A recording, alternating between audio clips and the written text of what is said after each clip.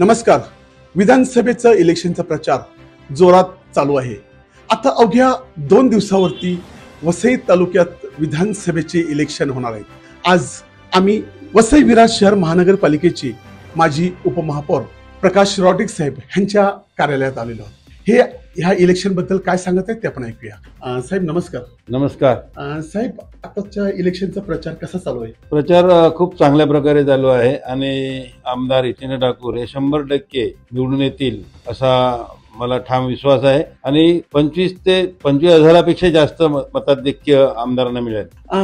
आता विरोधक असं सांगत आहेत की गेल्या 30 वर्षात वसईत काहीच विकास झाला नाही, तर तुम्ही त्याबद्दल काय सांगाल? मला असं वाटतं की जे लोक आज 30 वर्ष आधी इथे राहतात तेच सांगू शकतील किती विकास झालेला आहे. कारण जे लोक कदाचित हे जे बोलतात विरोधक हे वसईच्या बाहेर राहत असतील. कारण 30 वर्ष आधी चांगले रस्ते नव्हते, गटारं नव्हती, पाण्याचा प्रश्न होता. या अनेक सुविधा ज्या आज आपण इथे राहतो तर खूप चांगल्या प्रकारे लोक चांगल्या प्रकारे मानतात आणि विरोधकांच्या हिशोबाने ते सांगणारच आहेत की बाबा काही विकास झाला नाही. परंतु जो इथे राहतो, जे लोक स्थानिक आहेत त्यांना माहिती आहे विकास झाला आहे की नाही. सध्या तुम्हाला काय वाटते की समोरचे जे विरोधक अजून 2 पक्ष उभे आहेत ह्यापैकी कोणाचं आव्हान तुम्हाला वाटते? आम्हाला दोघांचंही वाटत नाही. कारण आमचं हितेंद्र ठाकूर बहुजन विकास आघाडी जोरात प्रचार करतात. कार्यकर्ते त्यांचे लोकल आहेत आणि दोन्ही पक्षांचे कार्यकर्ते हे भाडोत्री आहेत. म्हणजे गावात फिरताना तर मी बघतो की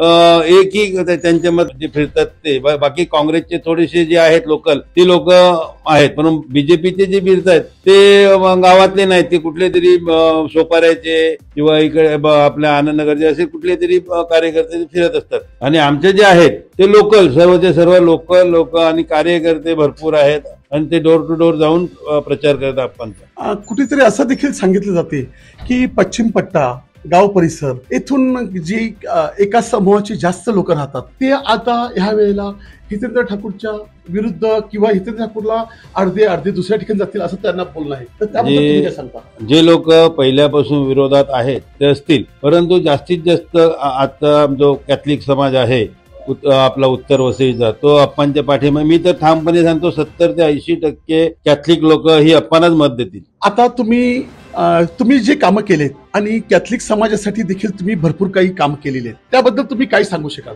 भरपूर मला वाटतं अप्पांनी कुठल्याच समाजाला, म्हणजे मी कॅथलिक समाजाबरोबर प्रत्येक समाजाला न्याय देण्याचा प्रयत्न केला आहे. प्रत्येक समाजाबरोबर अप्पा राहिलेले आहेत. आपली कुठली चर्चची कामं असो, कुठल्याही शाळेची कामं असो, अप्पांबरोबर गेल्यावर अप्पा ती पहिली कामं सोडवतात आणि लगेच फोन करून आपल्या लोकांना न्याय देण्याचा प्रयत्न करतात. त्यामुळे आपली लोक नक्कीच अप्पांच्या मागे ठामपणे उभे राहतात. आता तुम्ही शेवटचा तुमचे जे खास लोक आहेत, तुमचे संबंधित लोक आहेत, त्यांना तुम्ही काय अपील कराल? नाही, आता तू बघत असेल माझ्या ऑफिसमध्ये सर्व कार्यकर्ते आपले गुजराती आहे, कॅथलिक लोक जास्त आहेत आणि अप्पांनी प्रत्येक टायमाला प्रत्येक महापालिकेमध्ये महापौर बोला, उपमहापौर बोला की बौद्ध बोला, कॅथलिक, प्रत्येक समाजाला न्याय देण्याचा प्रयत्न केला. त्यामुळे मी तर अपील करेन की प्रत्येकाने जो आपला आहे, जो आपली कामं करतो, जो आपल्या कामाचा आहे अशालाच मत देऊन विजयी करायला पाहिजे. कारण बाहेरून कोण जे येतील ते आपली काय कामं करणार, त्यांच्यापर्यंत आपण पोहोचू शकतो का?